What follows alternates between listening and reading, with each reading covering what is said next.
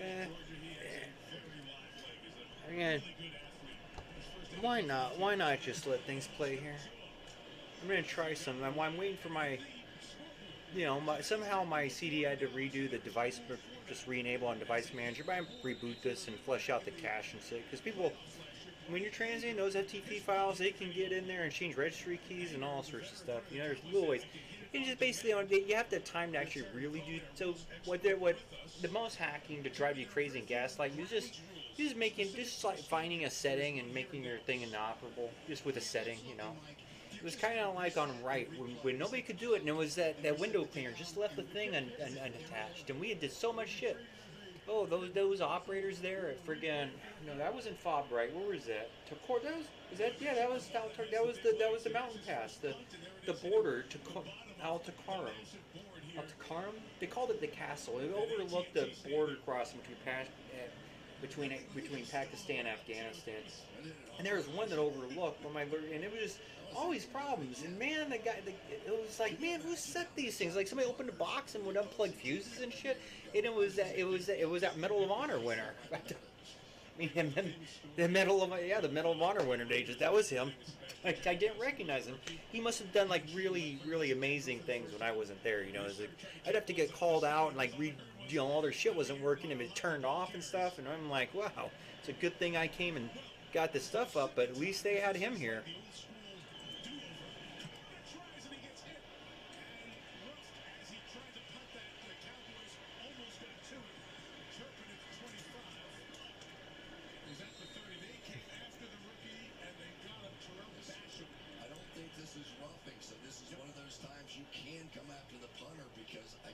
Gotta get this off the other screen. I'll do this later. At least I know it works. Should just be running, Chris. He doesn't hit the plant foot with force. He just runs into him. This should be a 5-yard penalty. And Terry, that's the differentiating point? Yes, yeah. It's forcible contact to the plant leg. It's always going to be 15. If he absolutely blows him up, punishes him, it's also going to be 15. This is just 5. As you can see, Ron Corbett signaling, it's just a 5-yard penalty. Tom Bowles is trying to say, well, what's your definition of absolutely blows him up? Because he got him pretty good there. It's not that, Mike. He just knocked him down. Trust me, this is 5. That sounds like something Terry has said to a head coach before. Hey, it's not that. It does seem strategic, though, right? I mean, if you can teach your guys to run into on a 4th down and long. Running into the kicker, defense number 26. Bananas! Here's your book, Carlos, and my mapacho. I don't know which I'm reading here, but good times, man. Added on to the end of the punt, too. No, they could not. No, this is a previous spot. Can't add it on. So are we going to get Jake Kamar his first NFL punt for the 3rd time? We are. Oh yeah, we gave that police guy in the presenting board the $50 fake bill. Oh, they won't check it. No, they won't. How will they ever find it? That'd be petty. Trying to shake somebody down for bribes and stuff, and then like come after them because they swindled you while you're trying to swindle them. I'm gonna get my revenge. His study of the kicker knew just that. His guys have come after him twice. We have problems. This is a healing center. This is for we had a lot of problems, mental problems and stuff. We got back off our missions and shit every time. Nobody liked us. They always loved us when we were like out there fighting for them and shit. They always loved us. Except when it comes, it's like. Well, yeah, I could use that again, man. Alberto. Everybody loves Otilia. I love Otilia. We all love Otilia. Just her camp is just. She needs help. They need help when you're trying to work with foreigners. It's like me going to China and trying to do business with Chinese and not be able to speak Chinese. No. Oh, you're California dreaming. California dreaming, Otilia.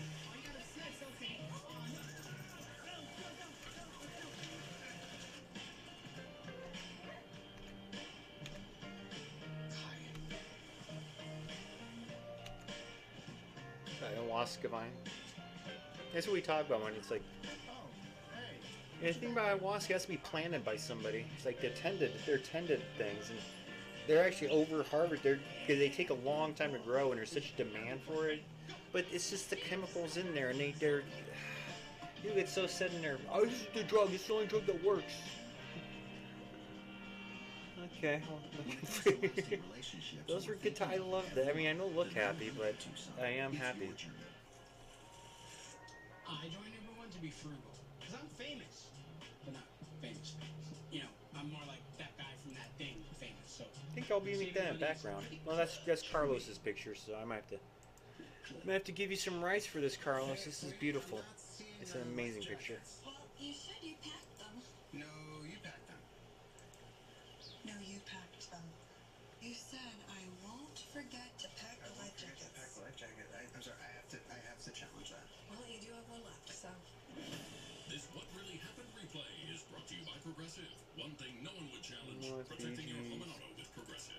You know, my favorite part was when I always you be said, careful. Some of these things can be porn. But I have a lot of porn. Well, I used to have a lot of porn. But I went through a few years ago and started deleting a lot of it. I have my pictures. I can't. Sometimes I just can't hold on. I just can't let them go. Yeah, other world. Where if this will work? We were gonna have a movie night. This is Carlos' first. This is the one that blew up their relationship.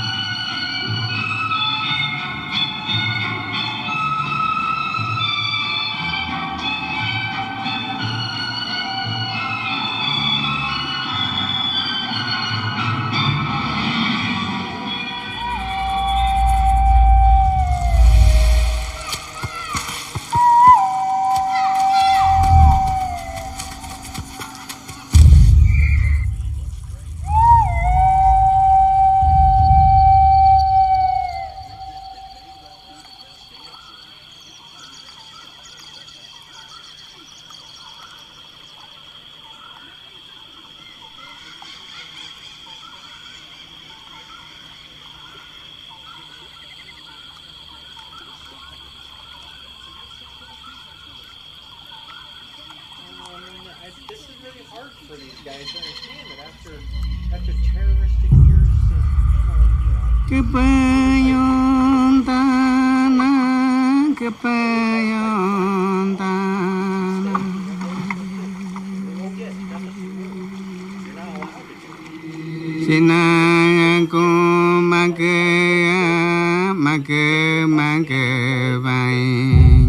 whatever the opposite of gentrification, where they move in and start taking people out of their homes.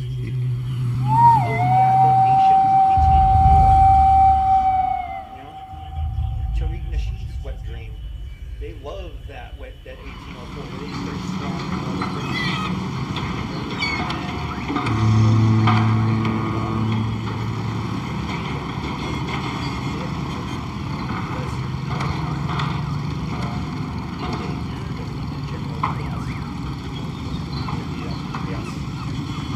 Je me souviens d'une nuit dans la jungle où, comme la précédente, hurlait en moi une voix.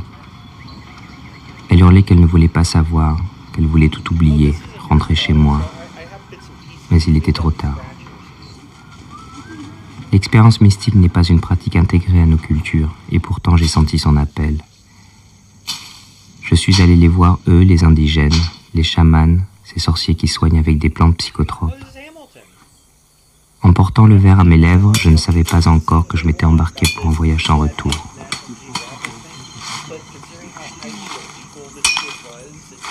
C'est avec respect que je suis parti à leur rencontre. Respect pour ceux que j'imaginais capables d'affronter la peur de la mort, capables de la transcender. Des êtres explorant le plus profond de leur psyché, décryptant les mécaniques même de la pensée, pour que se révèle ce monde invisible.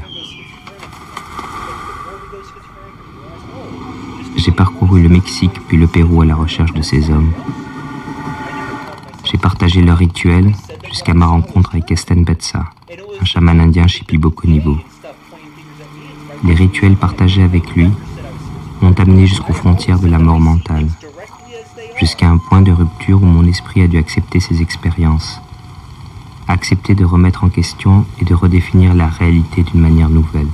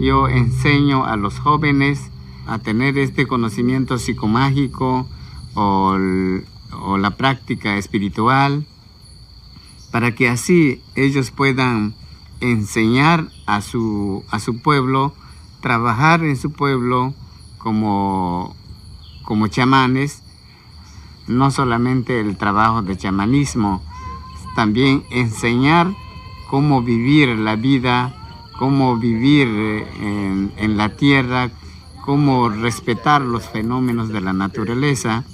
Entonces, esto es para mí muy importante porque sin este conocimiento espiritual, uno pierde también el equilibrio de su conocimiento como ser humano. En todas las ceremonias, por ejemplo, para comenzar la fiesta, el primer cantor canta para tomar contacto con los espíritus. El momento del corte de cabello, también la mujer que cantó ha hecho contacto con los espíritus.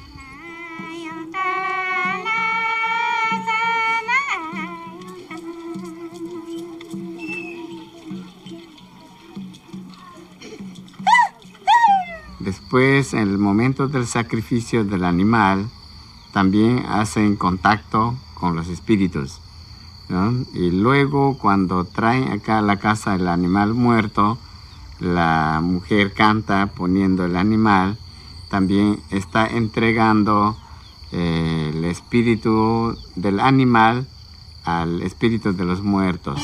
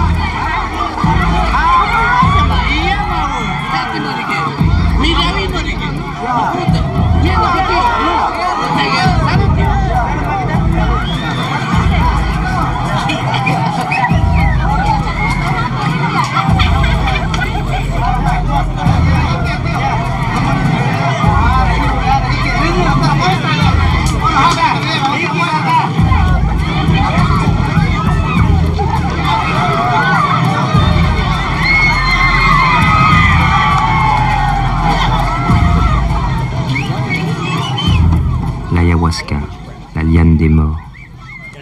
La violence de l'expérience est réelle. Tout comme ses joutes, elle se déroule dans un monde symbolique. Dans ces fêtes traditionnelles, les Indiens boivent un jus de maïs fermenté. Mais c'est dans l'obscurité et le recueillement que les chamans prennent l'ayahuasca. Que contient cette liane sacrée? Comment peut-elle projeter la conscience dans un nouvel espace inconnu? Par quels moyens le chaman peut-il guider ses patients avec ses chants? Y a-t-il dans l'histoire humaine d'autres phénomènes comparables? Les chamans sont-ils les voyageurs secrets d'une réalité plus globale?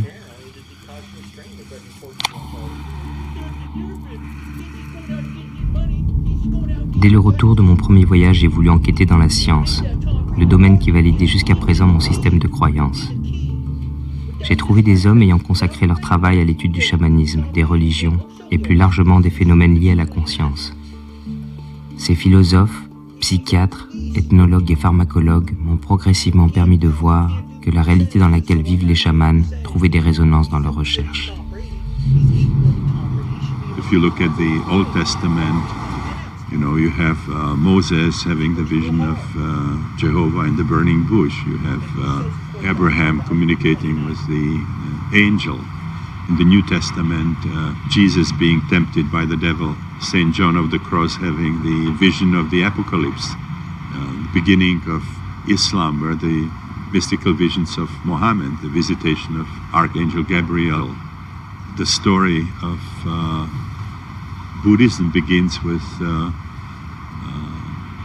experiences of the Buddha. So we would not have religion without these experiences of the founders of the religion, of the prophets, of the saints. So it's very interesting that when religions get organized, they very frequently move away from these experiences. And today in many of these today's churches, you just go there and you hear stories about what happened to people 2,000 years ago. But if somebody in today's church would have really a full-blown experience of the kind that inspired the religion, your average priest would call the ambulance, and the person would be taken to a psychiatrist and put on tranquilizers. When the Europeans came to the Americas in the 16th century, the 17th century, they brought with them the laws of the Inquisition, which specifically forbade the utilization of plant psychoactive material to facilitate altered states, and specifically rejected and identified it as an abomination and heresy to utilize such psychotropic plants in attempts to heal individuals. So we're not the first culture that has recoiled in horror from these altered realms that the hallucinogens open up to us. But I do believe there's a great deal we can learn from native practitioners, from the indigenous shaman, who have a lineage of generation after generation of work with this plant material, and who might very well have something to teach us. The primitives, the so-called primitives, may have a tremendous wealth of knowledge that us so-called sophisticates do not have access to, but from which we might learn and which might help us to succeed in facilitating new models of healing and understanding, which could benefit our whole society.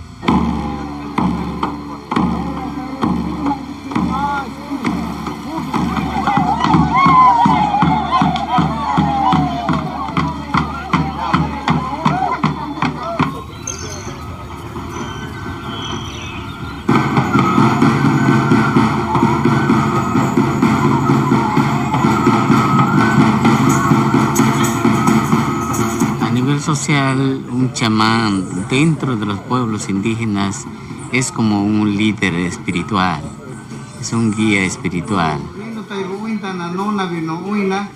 Uno tiene que ir escalando el nivel del conocimiento. Entonces, para ser un buen chamán requiere un buen tiempo, como 1 año o 2 años, para ir ganando tanto el conocimiento y la técnica de las prácticas, y como también el uso de las plantas medicinales.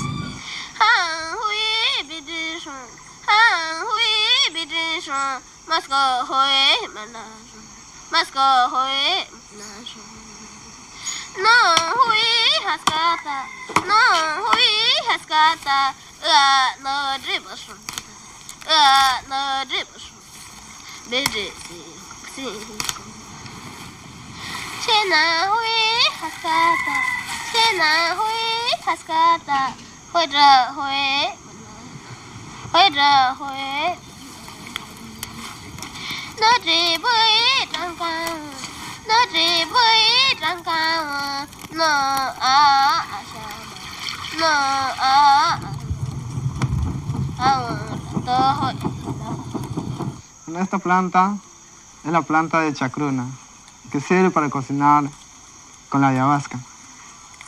La ayahuasca proviene mareos y la chacruna proviene visiones. Para eso se juntan las dos plantas.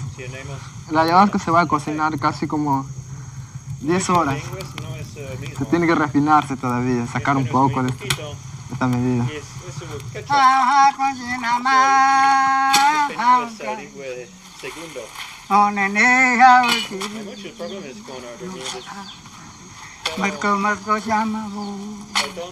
Les feuilles de chacruna contiennent de la DMT, qui est un hallucinogène puissant, mais qui est oralement inactif, puisque dissous par une enzyme précise du tract digestif, la monoaminoxydase.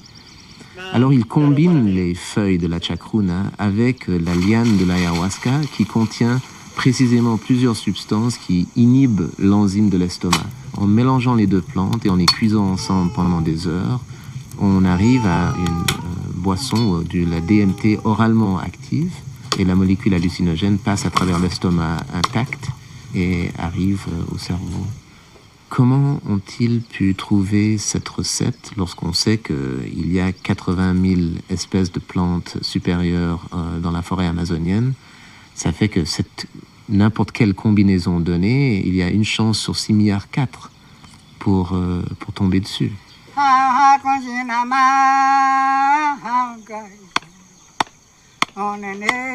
think that clearly shamanism is an ancestral science, and it's ancestral, but it's contemporary as well, because it has survived so many thousands of years. These techniques are the result of centuries, millennia of trial and error, which is the scientific method. You try something, based on the results, you modify what you're doing based on another outcome that you desire. I think these are technologies of consciousness. These are technologies of the spirit.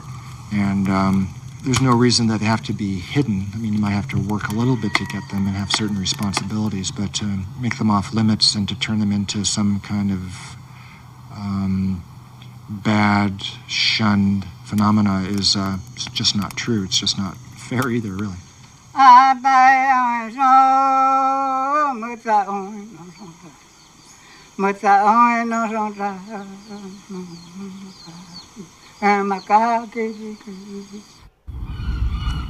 J'ai été surpris de découvrir qu'il existait un vrai travail sur la pharmacologie de l'ayahuasca. Jess Callaway, docteur en pharmacologie à l'université de Kyoto en Finlande, et Charles Grob, psychiatre en activité à l'hôpital de Torrance à Los Angeles, ont participé au Brésil Ayahuasca Project, la plus importante étude expérimentale sur l'ayahuasca jamais réalisée. Ils ont pendant des mois suivi 15 utilisateurs de la plante, procédé à des analyses de sang, des électrocardiogrammes, surveillé la pression sanguine et suivi psychiatriquement ces individus. Avant et après les sessions, ils ont procédé sur un sujet à des scanners du cerveau. Leurs résultats sont exemplaires. L'ayahuasca ne provoque ni accoutumance, ni toxicité physiologique. Au contraire, les niveaux de sérotonine, notre antidépresseur naturel qui normalement baisse après l'usage de toutes les drogues connues, étaient ici en augmentation dans le sang. Des modifications physiques temporaires du cerveau avaient été enregistrées. Elles signalaient un accroissement provisoire des neurorécepteurs alloués à cette même sérotonine. Ces découvertes sont proprement révolutionnaires sur le plan des potentiels thérapeutiques. Les Indiens sont intrigués par ces touristes occidentaux qui, comme moi, débarquent en quête d'expériences mystiques sur la trace de Carlos Castaneda ou de William Burroughs. Pour eux, le monde invisible est une réalité qu'ils n'ont pas besoin d'explorer. Elle est inscrite dans leur culture. Ils ne vont voir le chaman que lorsqu'ils sont malades. Le contact concret avec les autres mondes est dangereux, mais le chaman est là et son pouvoir les protège. Kesten Betsa m'a demandé pourquoi je voulais participer à un rituel. Je lui ai répondu assez déterminé que je voulais savoir. Ainsi, guidé par lui, j'ai pénétré le monde des visions. Là-bas, j'ai tremblé en affrontant mes peurs. J'ai vomi en découvrant ma noirceur. Et j'ai pleuré en traversant la lumière. J'étais comme un enfant qui découvre un nouveau monde. Et ce n'est que bien plus tard que j'ai compris ce qui s'était réellement passé. Que dans tous ces rituels, par une technique, une connaissance qui dépasse mon entendement, il m'a guidé dans une violente confrontation avec mon identité. Ainsi il m'avait soigné, car ce n'est pour lui que de cela qu'il s'agit, soigner.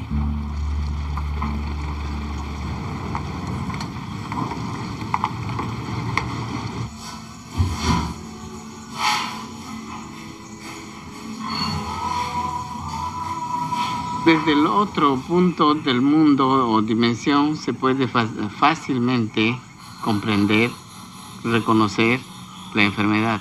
Las raíces de la enfermedad, uno puede ser psicológico, otro puede ser orgánico, otro puede ser espiritual.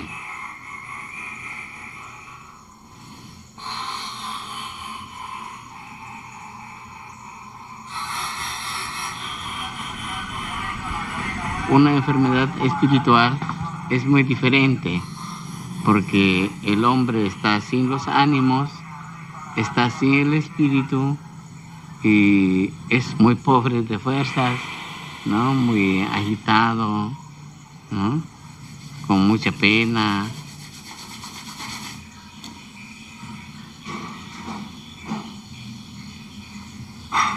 ¿Podrías traer el día domingo en la noche para hacerle un buen trabajo? Ya. En la noche, a las 9 de la noche. A las 9. Pero Ya. ya puedes traer su colchoncito, su abrigo, para tratarle así en ceremonia. Las 2 semanas pasadas me sentía terrible, horrible, me sentía muy, muy mal. Pero esta semana que pasó ya me fui calmando poco a poco. Y ayer que me fui, me animé a tomar el ayahuasca. Me llamó, me dio de tomar, sabe, tiene un sabor muy, muy amargo. Y me fui a sentarme. Luego sentía que o sea, me mareaba. Y luego vino, después de la media hora, vino uno de los señores a cantar. Y cuando comenzó a cantar la señora era peor, sentía que me muero.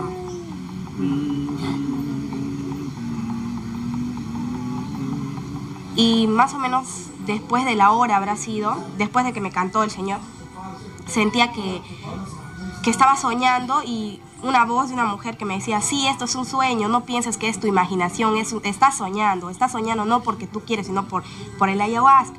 Y me desperté, o sea, no quería, o sea, me sentí incómoda. Y luego mi mamá me llevó donde el señor Guillermo porque me tenía que tratar.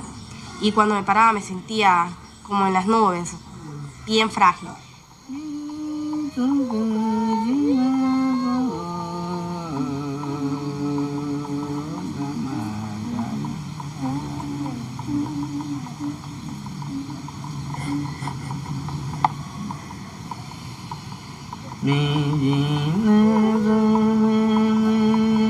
El chamanismo es una ciencia natural que los hombres han descubierto en todas partes de la tierra, según su raza, según su folclore, según sus épicas, según sus ritos, sus leyendas, sus cuentos y mitologías.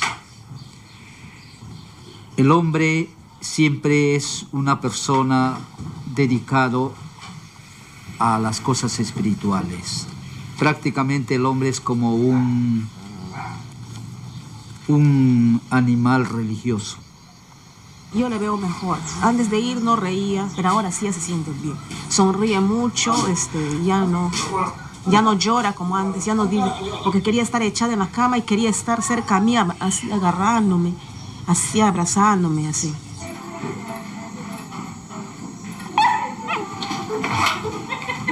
Saluda.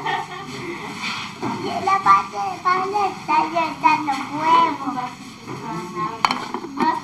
Todos a la voz de 3, ¿ya? 1, 2, 3. Cumpleaños feliz.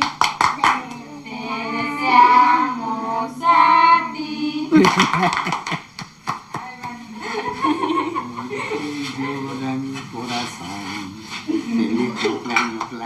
So let's say shamanism has several components. Well, this is a term created by anthropologists. Of course, the term shaman comes from the Tungus language, and it has been applied to practitioners all over the world.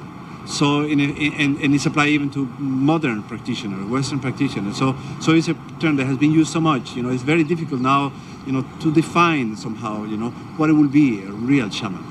But I would say they will have several characteristics.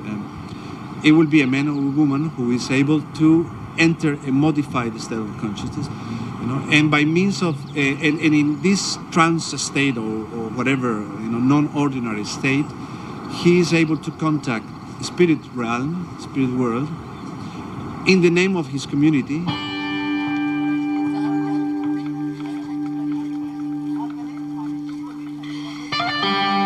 A shaman is one who's really dedicated to exploring the inner spaces. I mean, they've really made an effort to do this. And as a scientist, I have to say that we don't and we can't know everything, and that there's so many things that we can't know and don't know, that we have to leave open the possibility that there are people like shamans who can tune into information that's not readily available to other people. And these people have quite an important function, if for no other reason than to give us some perspective on reality. Yo he llegado a muchas partes donde están grandes hombres, están unos hombres, unos ancianos, unos reyes, donde tienen la sabiduría, verdaderamente una sabiduría, máxima sabiduría, como nosotros decimos, que lo saben todo. No existe allí el tiempo ni el espacio. Allí no existe el tiempo ni el espacio. Todo es presente.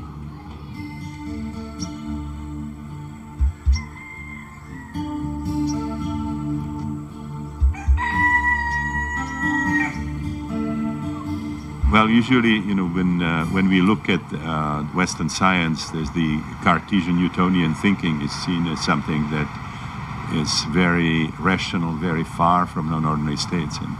we forget that the inspiration for Descartes, for the Discours de la Méthode, came from a dream, and a dream within a dream, basically, from a non-ordinary state of consciousness.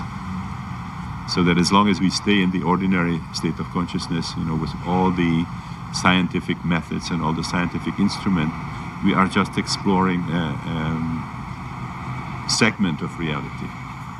And we are missing sort of a significant part of the story that is revealed in these non-ordinary states.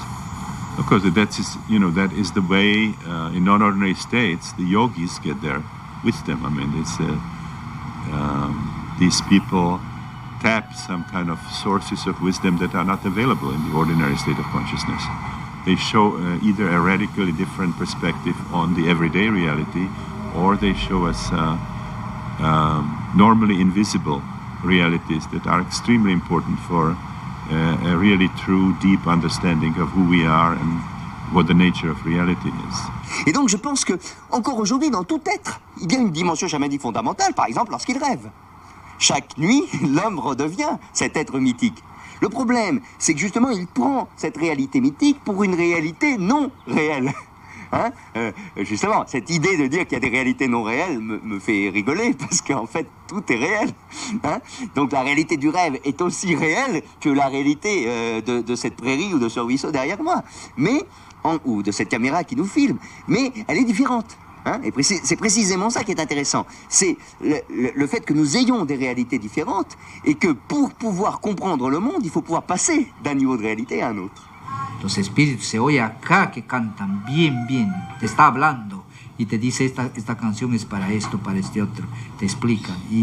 Y uno, si dieta bien, lo canta perfectamente como el espíritu lo canta. Por medio de esa canción se los llama.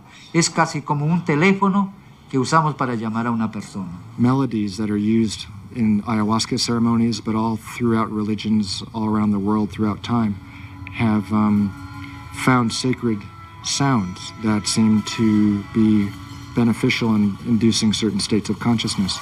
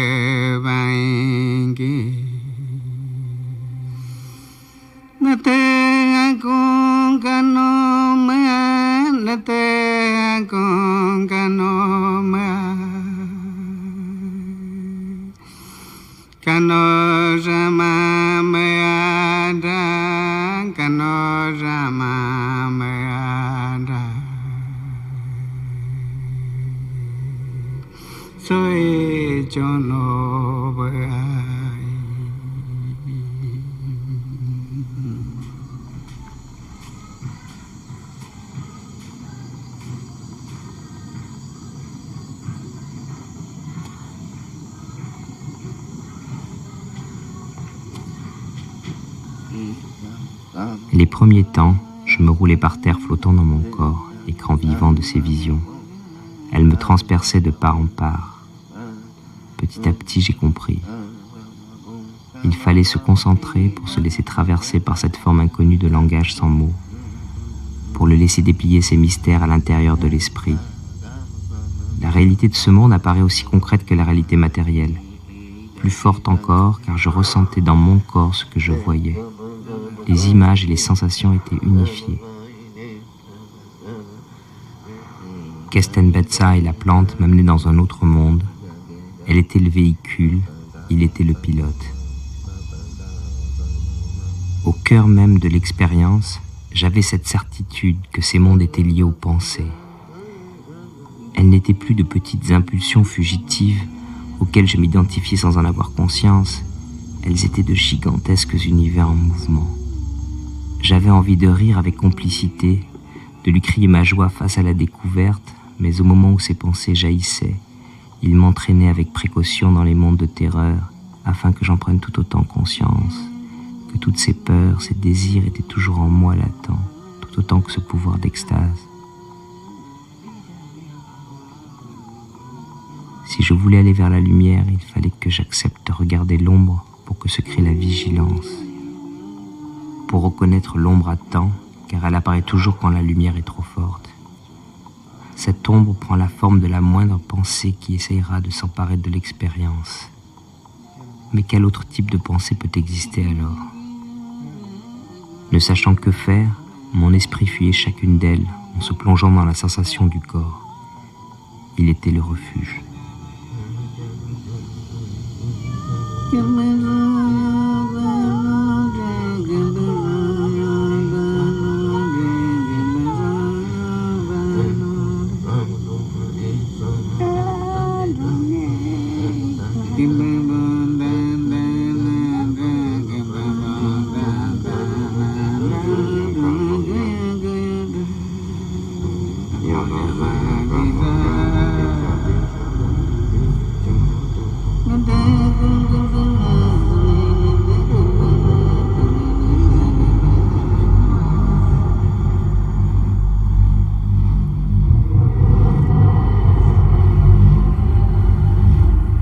Quite often with ayahuasca visions, there's a coherence to the vision. There's a message to the vision. There's intrinsic meaning to what is being perceived.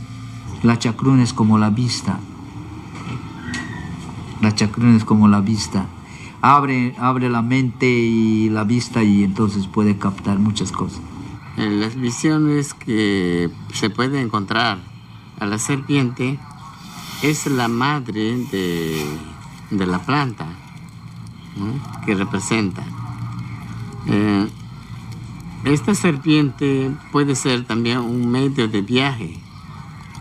Esta serpiente también puede ser un maestro en la enseñanza.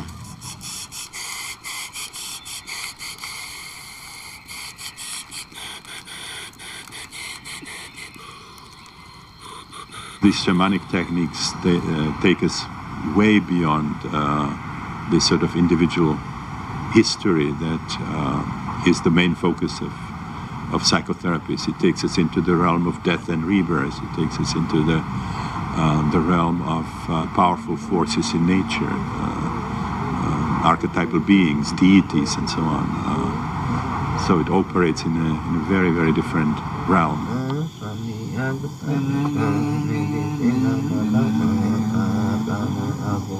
I think about archetypes as kind of primordial, universal forms that somehow have objective existence. Je pénètre en quelques minutes le monde des visions. Il chante, je me détends enfin. Les yeux mi-clos, j'observe un long balai de serpents qui laisse place à des crocodiles. Je suis surpris car c'est la première fois que j'ai une telle vision. Je ressens l'extase et la laisse lentement pénétrer mon corps.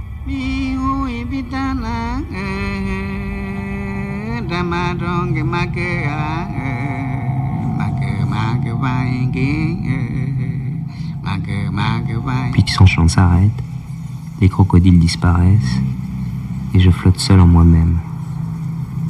Les visions s'assombrissent. Je sens la terreur qui emplit mes organes. Ils me crient leur existence. Mon ventre se noue. Mon esprit ne peut accepter d'être lié à cet amas de chair palpitant.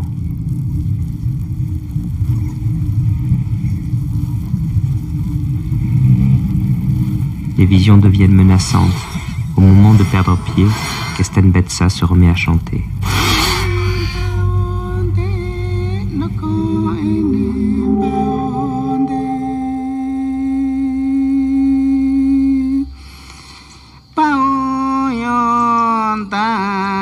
Mes cellules se remettent à vibrer et l'extase est immédiate. Je ne pense plus. Je sens avec angoisse des mouvements en moi. L'énergie de ces bijoux vivants semble me soigner. Ils caressent mes viscères.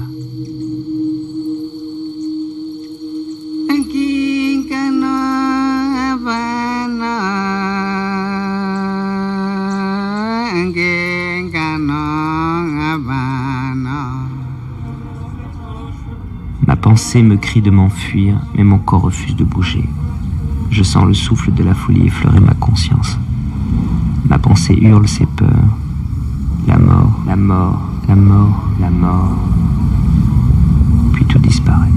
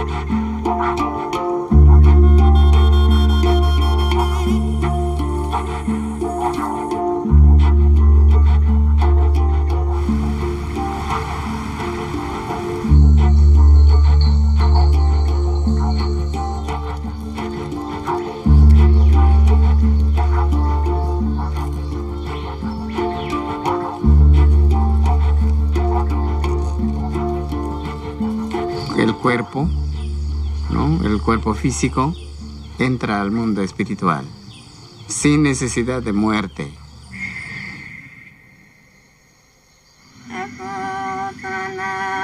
L'esprit qui venait à côté de moi, de poser un genou à terre, était une femme sans visage. Elle s'est lentement approchée et me touchait presque lorsque ma pensée a jailli. Esprit, tu peux entrer en moi, je tiens vite. À ce moment, le chant de Kestenbetsa m'a retenu.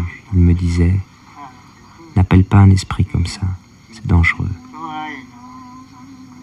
L'invitation dans le monde des esprits est terminée.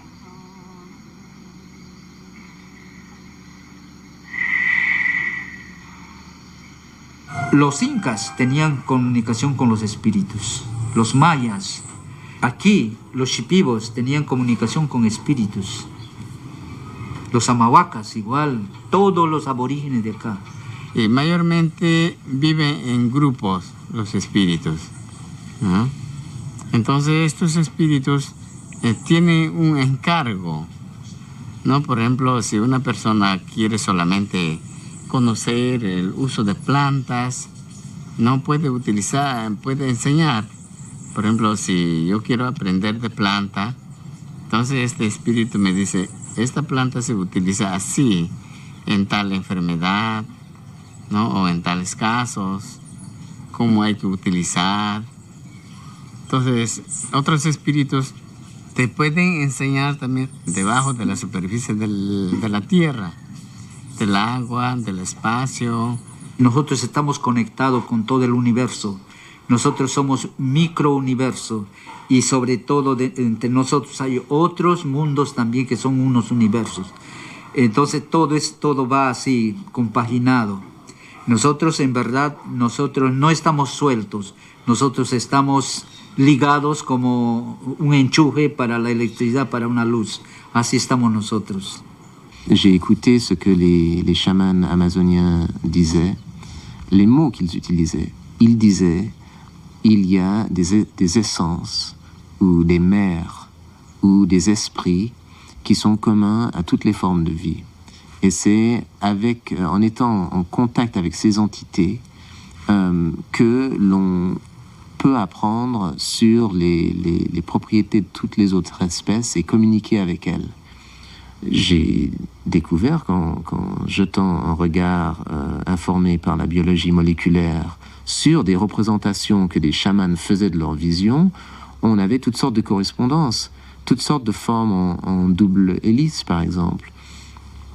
Il y a des indications en regardant ce que les chamans perçoivent dans le monde des visions, qu'à un certain niveau, ils sont possiblement en train de percevoir une version moléculaire de notre biologie, qui nous connecte à tout ce qui nous entoure, parce que finalement, lorsque vous allez dans les neurones d'un être humain, au centre de ces neurones, il y a un noyau qui contient de l'ADN, cette longue molécule en forme de 2 serpents entrelacés, qui contient l'équivalent de 186 bottins de téléphone de la ville de Paris, tout ça concentré en 2 millionièmes d'une tête d'épingle.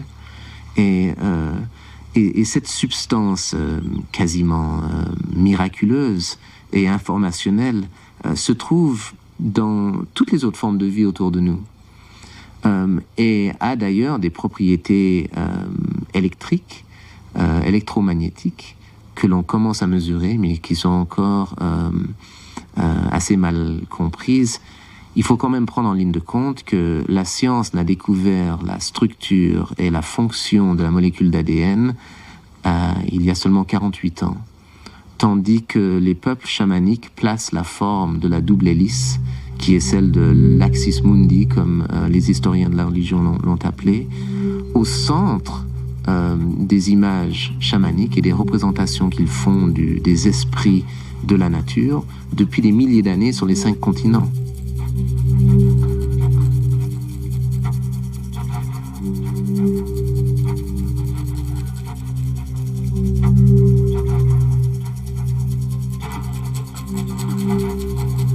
The double helix is the essential code of life, and Narby is suggesting that ayahuasca taps us into the most primordial levels of our sense of self, of our own intrinsic biology. I was thinking about that. I was trying to figure out how that would happen. I mean, there are people who do descend into their DNA on a big psychedelic trip. They sort of see their consciousness get finer and finer and finer, from their bodies to their organs to their cells to their nucleus to their DNA.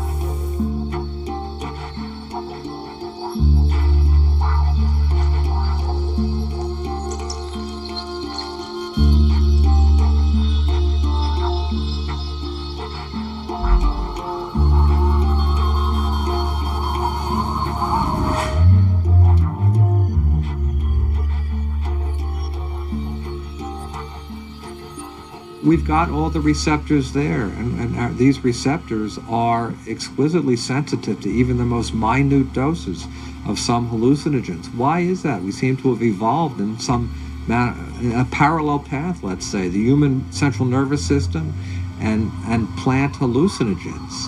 Did we come from a common core origin? Why is it that the human brain is wired to be so exquisitely sensitive to even minute doses of hallucinogens? This, to me, is an interesting question for scientists and philosophers to ponder.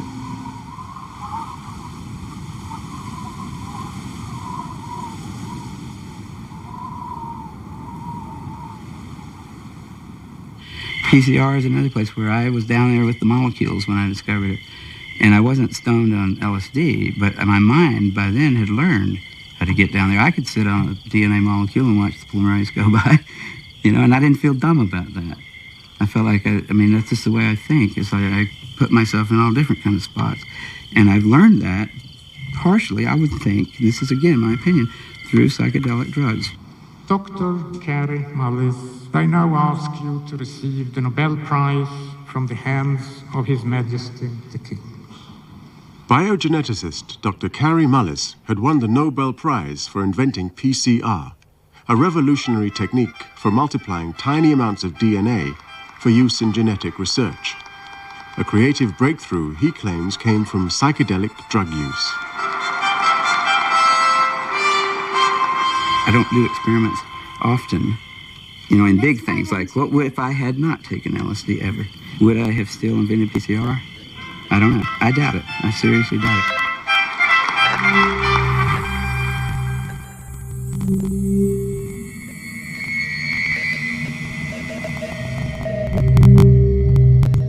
I was inspired to create the series of paintings, the Sacred Mirrors, initially by a psychedelic experience. And that brought me out of my body. I'd like to combine the understanding of Western science with the more Asian and Eastern understanding about the life energy systems and things, and the shamanic understanding that it's all interwoven, that we're from matter to spirit, it's a continuum. And to show that primordial understanding is throughout all the different cultures, and all those things are very related, though, to the shamanic realms. So the ability to use those states creatively and for a higher purpose than just being crazy or just, staying high or whatever, gives them a way to use these visionary tools. I think that more artists are experiencing the mystical state. There's no choice. After you have the experience, your work has to reference it. Le fou ne communique pas avec autrui. C'est-à-dire que c'est là pour moi que se situe la différence entre ce qui est exploration dangereuse de monde, ce que Michaud, pour être français, appellera la connaissance par les gouffres, et le basculement dans la psychose. Alors, bien entendu, cette exploration dangereuse, elle est dangereuse parce qu'on peut à un moment donné basculer dans un univers où ce que l'on va éprouver ne sera plus communicable. Prenons l'exemple de certains grands romanciers. Je prends pour moi ce qui est probablement le plus grand romancier chaman que nous ayons à l'époque contemporaine, c'est Kafka. J'ai d'ailleurs écrit un texte sur Kafka chaman, et on a tout le texte de la métamorphose, qui est un texte proprement chamanique, où Kafka se transforme en une sorte de blatte cafard, et où il va vivre cette métamorphose. Ce qui pourrait apparaître comme un délire s'il n'était pas symbolisé, à partir du moment où Kafka l'écrit, et le transforme en quelque chose de communicable, devient quelque chose qui est symbolisé et qui n'est plus du tout de la folie. Les expériences de sortie de soi, de conscience sont multipliées ou altérées, je ne sais pas quel terme on peut employer, mais je trouve qu'altéré c'est un peu les deux, je dirais plutôt de conscience désaltérée. Moi, c'est des choses qui poussent à la communication. Au niveau de la technique, c'est quelque chose qui est en même temps extrêmement complexe, mystérieux, bizarre, indescriptible et en même temps très naturel. C'est une espèce de transe légère qui me laisse conscient de tout ce qui se passe autour de moi, mais me branche sur une autre dimension, littéralement. Et c'est comme s'il y avait un travail, plutôt que de création, c'est un travail de découverte. On découvre. C'est comme si les choses étaient couvertes. L'éducation de la perception et même la destruction des enveloppes et de tout ce qui fait qu'un être humain est intégré socialement, est civilisé, domestiqué, etc. L'artiste, lui, il doit casser ça.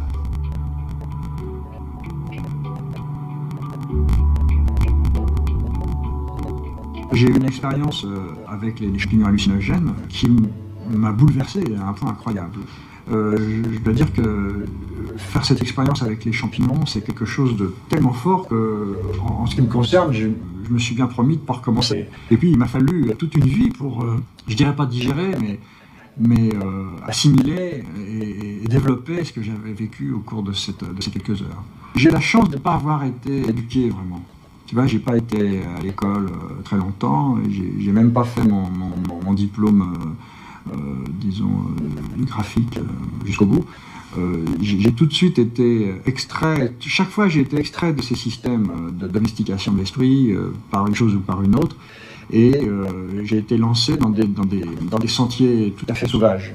Et cette histoire avec les champignons n'a pas arrangé les choses, puisque j'ai été vraiment projeté dans le mystère sans personne pour me tenir la main.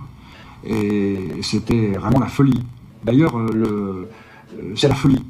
Et souvent, quand je dessine, l'angoisse dont je parlais tout à l'heure, c'est d'être confronté à une forme de folie. C'est-à-dire, on est devant des langages, je me trouve devant des langages qui n'ont pas qui sont pas répertoriés. Et alors, c'est extrêmement difficile et douloureux. En même temps, bon, il suffit d'arrêter de dessiner, puis on prend la page, on la jette. Mais c'est pas comme ça que ça se vit. Ça se vit comme si on était réellement en danger.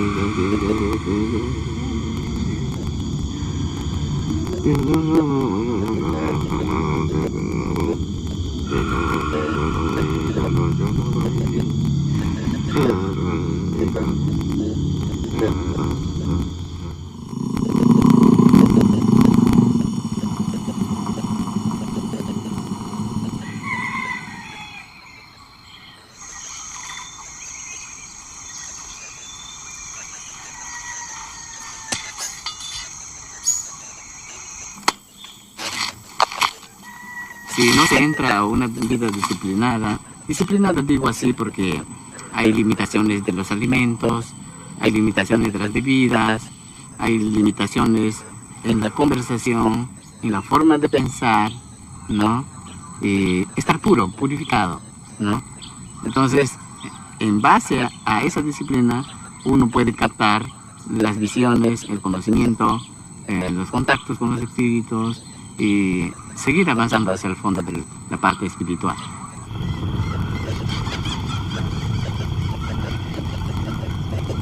Yo siempre he pedido que los occidentales tengan cuidado, ¿no?, en cuanto acerca de todos estos usos, porque todo merece un respeto. So many people in our culture taking psychedelics and ayahuasca and other things, it's just mere entertainment, like a roller coaster ride. And they have the experiences, they see the visions, and then that's the end of the ride, and they don't apply the knowledge. That's kind of sad. I think we have to do something with this information. These things are just keys, like any tool. The real information is locked in ourselves. We just have to figure out how to unlock it. The point is to open up the potential that we have. Il est certain que quand on commence à utiliser le cannabis ou les champignons ou le LSD ou le peyote ou l'ayahuasca pour remplacer la télé ou faire des rêves partis, c'est un désastre total. On sort complètement du contexte Tu vois, je sais pas, c'est comme si les chirurgiens s'amusaient à faire des transplantations cardiaques pour le fun, tu vois, pour passer un week-end. c'est du délire. It is the oldest spiritual system, also the oldest healing art. It is a system where the spiritual approach and the healing approach are not separated the way we have it in our culture, but it's integrated. And you know, I see the shamans as the early pioneers of consciousness.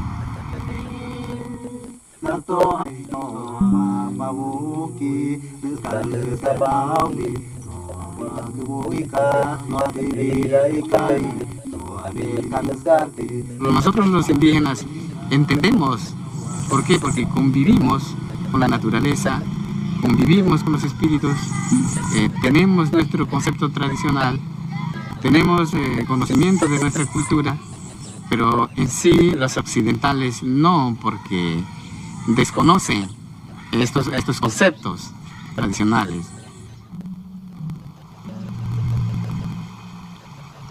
Après plus d'une centaine de cérémonies avec Esten Bensa, beaucoup de choses ont changé dans ma manière de percevoir le monde. J'ai découvert que je n'avais jamais habité mon propre corps ni réellement quitté l'enfance.